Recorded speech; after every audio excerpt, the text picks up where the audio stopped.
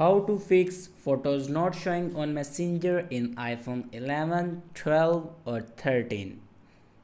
So let's start the video. First of all, open your settings. In settings, scroll down and here you can see the option apps. Now click on apps and then scroll down and click on Messenger. After clicking on Messenger, then on top you can see the option photos. Now click on photos. Now here you can photos library access. If you select none, then your photos have no access to see in your Messenger. And if you have select limited access, then your limited photos see in your Messenger. And if you have full access, then full of your photos have access to use in your Messenger app.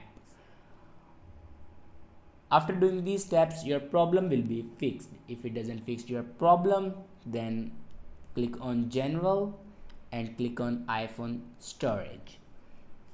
Now scroll down and here you can see the option Messenger. Now click on Messenger. Now here you can offload your Messenger app and then reinstall app. After reinstall your app, your problem will be fixed. I hope this video is helpful for you. Thanks for watching.